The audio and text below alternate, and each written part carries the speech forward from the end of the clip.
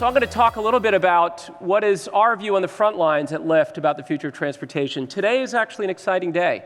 We announced this morning at 6 a.m. we hit a milestone, our 5,000th self-driving ride, commercial, in Las Vegas with paying customers. And I'm happy to report that the 5,000 rides, which go mostly between the 22 or so strip hotels that are there, fully autonomous, received a 4.96 out of 5-star rating. So people like their robot drivers, and we're very excited about it. So this is a big step forward, I think, with this milestone today, and there's a lot more that's going to be happening going forward, so I'll touch on some of this. But before I go there, it's always useful to go back again. We saw the horse and buggy slide from the last presentation. I have to show mine too. What's amazing is how fast transportation has changed. I would argue it's been exponential since 1900 because it is so important. It's part of your everyday life. You're thinking about, how do I go from point A to point B? This is New York City Easter Parade in the morning, 1900. You can see it's mostly horse and buggy, except for one prototype car there that you can barely make out. Fast forward 13 years, the entire thing is vehicles. This is before the internet. This is before social media. This is the dawn of mass manufacturing. All of that within 13 years to have this type of revolution. And of course, there is one horse and buggy that's still left there as well. So by 1927, we saw the 15 millionth Model T produced. Probably more mass manufacturing than anything else, in the most complex product that has been produced up till that time as well. And this unleashed a revolution. And why was it so successful? Was because of the price-performance curve that was there. It was a step function. It was 6x the speed and range for basically the same price. So when you provide those exponential benefits that are there from one product to the next, you get mass adoption, especially if it's something that impacts you on an everyday basis. This led to an industry, a huge industry, where $44 billion is spent convincing consumers that for them to be cool, for them to have identity, they need to own a car. And it convinced us so much that the average American owns 2+ cars. And it all seemed like it was going to work as the auto industry took off. But there have been problems. What we noticed when Lyft was started was that almost 80% of commuters drive to work alone. Single occupancy vehicles are the norm that are there. We've built our cities around cars rather than around people. 14% of Los Angeles is now parking, and this is similar in most of the other countries. And of course, we've talked about this before, fatalities, but one thing that we don't talk about is actually the deaths related to vehicle emissions due to respiratory problems and other issues that come because of the carbon emissions that are there. It's even more than the deaths due to accidents. And of course, emissions. We all know this story too well. The other piece that is not often talked about is the link of transportation to escaping poverty. Harvard did a study in 2015 and found it's not just about getting from point A to point B. You're much more likely to get employed if you have access to safe and affordable transportation on a regular basis from what it looks like around in America. There are transportation deserts that are not serviced well by transit, that are not serviced well by vehicles that are there. And probably the most overwhelming factor of all this is that the average vehicle costs, a new car that's coming in, with the total cost of ownership, insurance and everything, at around $9,000 a year for the household. You're only using it 4% of the time. 96% of the time, that asset is left sitting. This is something like we feel like that has to change. So forget about the enabling technologies for a second. Those are exciting. It's the problem that is really exciting, that is getting consumers excited about the future and what they want to solve this problem. And this is where I will go back to a little bit about Lyft. So John and Logan recognized this problem back in 2007, and they were excited about rewiring transportation based upon this single occupancy problem. And at first, they started a company called Zimride, which was about long distance, like a ride board, similar to a job board. What we found was that the real problem was intra-city transportation, getting from point A to point B on a regular basis versus San Francisco to LA or New York to Boston. So that's when Lyft was born, and we started the first peer-to-peer rideshare company, and that was in about 2012, where it was illegal in 50 states. Now, of course, after a lot of hard work, it's legal in all 50 states that are there after those years.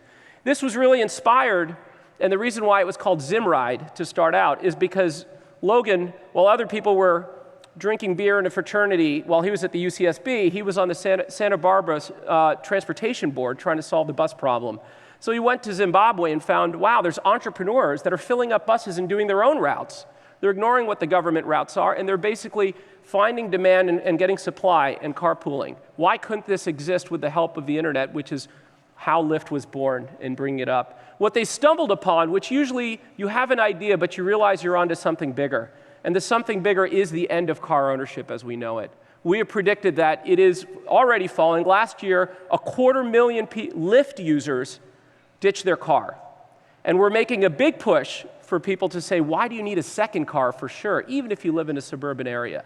Because the utilization is even lower on that. And this is a big opportunity, which is why you see car companies going after $1 billion here, $1 billion there for self-driving technology, because it's a $2.5 trillion market just in the US, $10 trillion when you look worldwide. The shift to ownership, from ownership into transportation as a service is real. We've already seen it happen in movies. We're seeing it happen in music. It's happening everywhere around us. We think the shift is also eventually to a subscription service.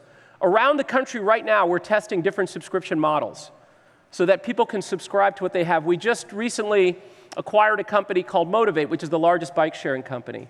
We're launching scooters. All of this will be in a connected system through micro hubs and hubs in every city so that you can go from a pickup drop-off from your self-driving vehicle to a scooter, and of course utilize the transit that's there, which is very important as well. So for consumers, we think this is going to be an unprecedented source of value creation. We talked about this in the last presentation. This study out of Rethink shows that they believe there will be a $5,600 household gain per year through reducing car ownership. You saw the GDP slides before in doing that. That's more than any political party can send you in a rebate check that's there.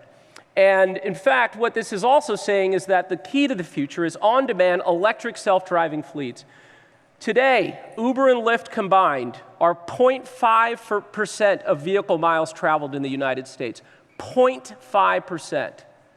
In the future could be, even if it's 50% is significant, if it goes to 80%, we're really talking about rewiring our cities the way that we see them today. But we believe strongly it's not just about self-driving. Don't let someone tell you that. That's not just alone going to solve the transportation problem. It's not going to solve the societal problems. It needs to be all of these together in combination. We're committed to all of these. We've made a point to say we will only scale at large scale an electric fleet. And I'll get into why that makes economic sense, not just society sense. Shared is critical. Otherwise, you'll have lots more self-driving cars on the road. There's 2.5 billion people moving into cities over the next 15 years. There's no way adding more roads is going to solve that problem. There's no way selling more cars is going to solve that problem. We need to rethink how people get from A to B, and a lot of it is to share the transportation that's there. And I'll talk about what we've done there. Autonomous, that's the car actually where we've done our 5,000th ride. That's Las Vegas behind it. You can see it there. So let's talk about each of these components. Shared. So when you have high density, sharing doesn't become an issue because you're barely making a detour to pick people up. So the key is to have the density of people that are going in the same direction. What we've noticed is this big aha in the last 2 years, which is, what if you added in walking and you ask someone to walk 2 to 3 minutes? All of a sudden, the density goes up and they get to walk too. And you can actually do a lot more connection. So that's a big piece of it. Today, I'm excited to say that in the major markets where we offer shared rides, it's already 35%. This is only 3 or 4 years old when we started introducing this, and most people thought, I'm never going to get in the car with a stranger. First they said, I'm never going to get a car with a driver I don't know. Now they say, I'm not going to get a car with a passenger. Now pretty much people understand that instead of just looking at my phone, maybe it's interesting to talk to a human being next to me. Wow. So it doesn't only save money. And you save about 30% or so typically on a shared ride, and we can drive that savings even higher as we increase the density that's there. Our goal is to be over 50% in 2 years. So we're working really hard on that. Electric vehicles, they're not just great for the environment. An electric vehicle has a lot less moving parts. This was talked about yesterday at the conference. And the other piece that's important is that we're utilizing a vehicle in a fleet, 60 to 80% utilization. The consumer's utilizing it 4%. So we can afford to pay a lot more for that electric car up front, which consumers have found it very difficult to pay for. Also, we don't have the same chicken or egg problem because we know where we need to do the charging all around the city. We know where all the rides are. So we can place chargers and make sure that they're getting the utilization that they need through a fleet. We don't have to wait for a charging infrastructure. We will build the charging infrastructure that we need to make this happen.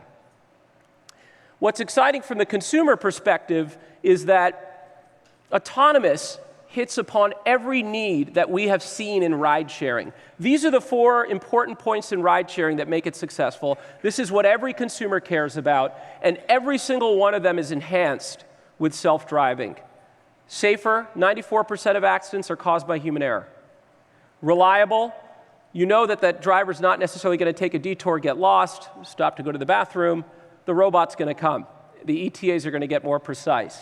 Affordability, 50% or greater of the cost is the driver. We're able to bring the cost down. We have found, as we've lowered the price of transportation, we've increased the market. We've increased the accessibility of people that can get transportation. And then the experience. People are going to think about cars. They used to think about it as the least common denominator. I need to buy a box. I need to worry about what the driver is. Now it's going to be like a cabin. Does it have fluffy pillows? Is it a 180-degree seat? Does it have 5.1 channel surround? Do I have 5G in it? Amenities are going to matter a lot. People are thinking about what they can do. This is all possible because of the advent of autonomous technology. I'm not going to go into the details of how an autonomous car works, but what I can tell you is that this is probably the most significant and difficult undertaking since we have put a man on the moon. It is a very complex system that involves artificial intelligence and machine learning. It involves a significant amount of data that needs to go back into the cloud, into the infrastructure that's there, massive amounts of simulation to make sure it's safe before it goes out. And all of this needs to work together in unison. So there are quite a few companies that are going after this, but it's really difficult to say this is the end state.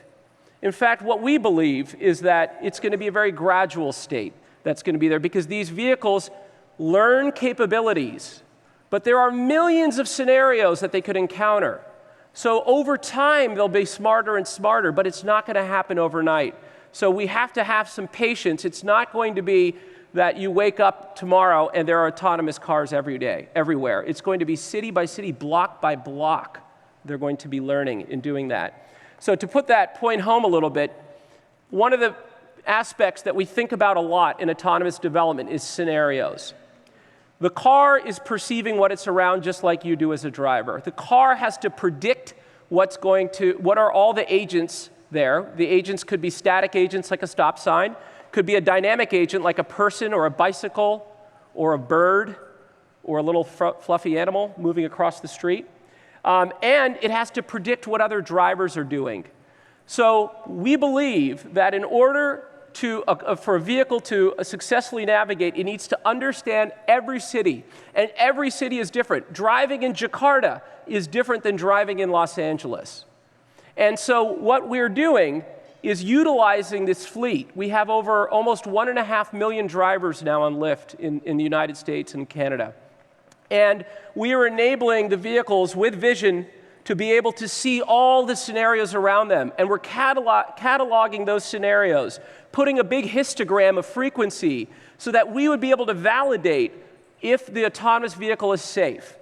We really have to think about how you can validate that. How do you know when it's safe to bring a driverless vehicle to market? And we think a lot of it is to understand all of the different scenarios that are out there and make sure that the vehicle can respond to them. It's a massive undertaking.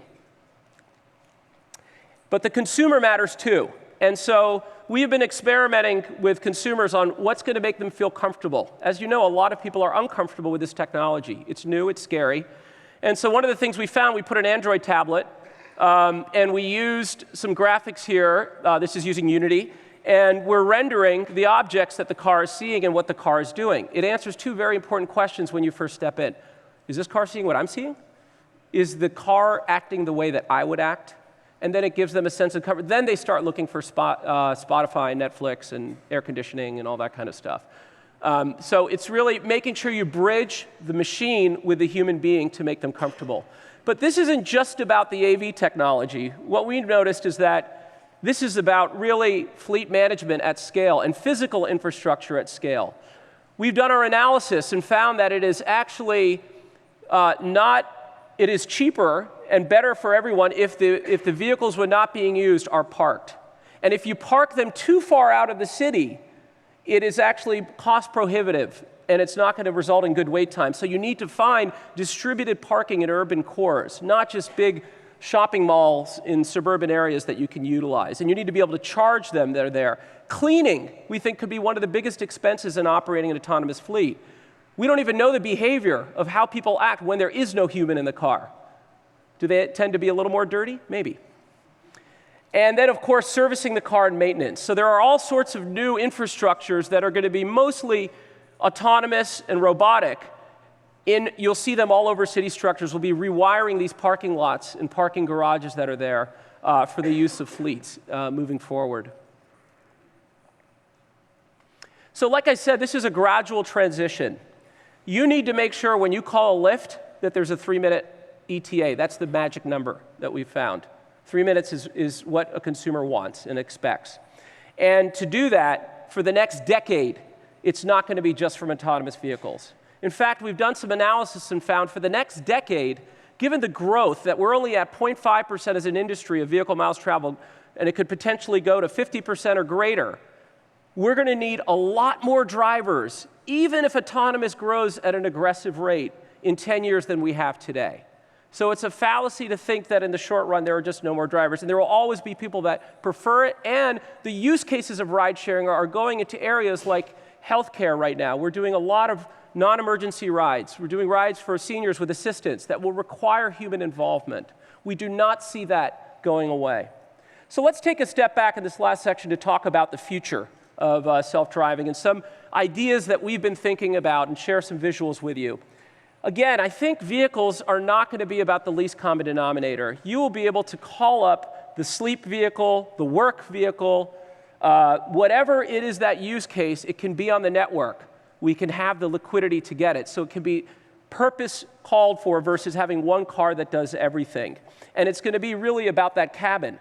This is one idea that a car manufacturer has about swiveling over and having an office desk there that you can do. The steering wheel retracts in. But there's even more extreme ideas.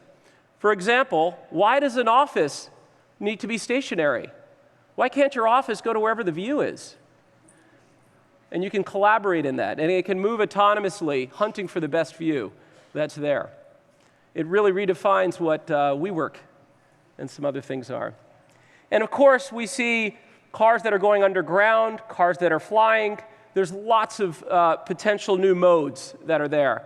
What I want to touch on, too, is the second-order effects. I mentioned that there are $2.25 trillion of market at play in the United States. There's another $2 trillion of second-order effects because of the ripples that this change is going to cause. Insurance, auto loans, used cars, rentals, all those things will be impacted to the tune of $2 trillion just in the United States that are there. This presents threat. It also presents opportunity for entrepreneurs to rewire how these things are done. There could be new opportunities because driving may become a leisurely activity. Maybe there will be the NRA for drivers. And there'll be more, like you have horse tracks, you'll have road tracks where rich people go and take their cars because, God forbid, they drive it on the street and hurt someone. We see a lot of other ancillary businesses that are going to have to rethink their place in society. Auto parts, AAA, auto services, traffic school, comedy traffic school. And of course, this also impacts the delivery of goods. I think my view is that when you have autonomous fleet, there will be downtime at 4 a.m. where there's not a lot of passenger activity. Could it be economical for that car to do B2B runs and deliver goods? Absolutely. Will there be other forms that do that? Sure thing, there will be there. How do you solve the last 50 feet problem? That's a really interesting one.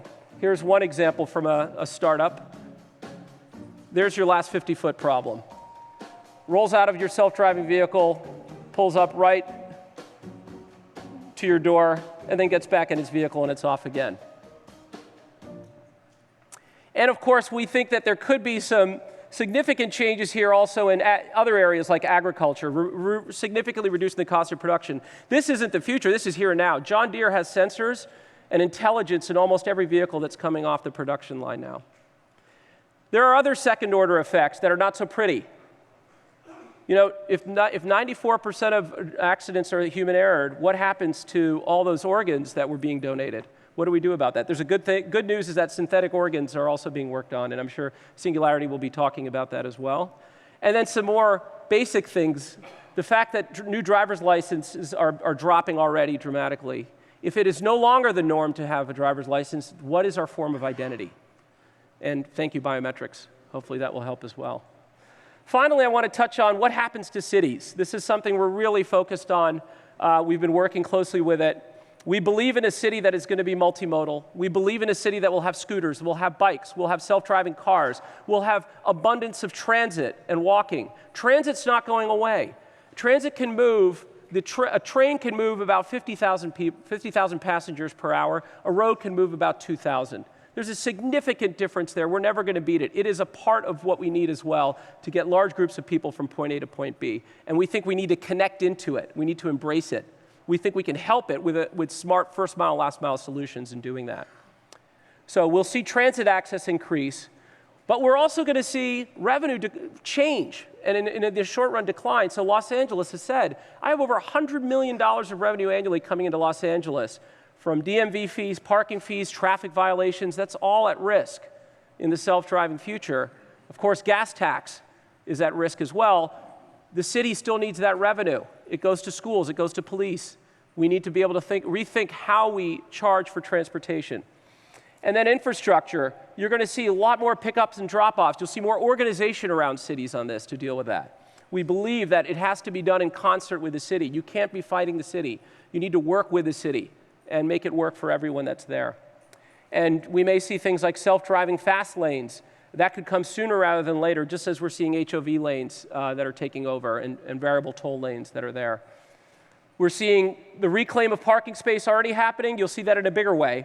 You'll see modular demand AV buses that will contract and grow based upon the time of day and how much capacity they need on a particular area. There will probably be no static routes. Why would you have that when you can have a dynamic route that knows where real-time demand is to send it there? And of course, there's been expensive ways to do congestion management. With self-driving, you can digitize all of that that's there. So to end it here, we see a future where cities are going to be redefined around people rather than around cars. And we're super excited about that. Thank you.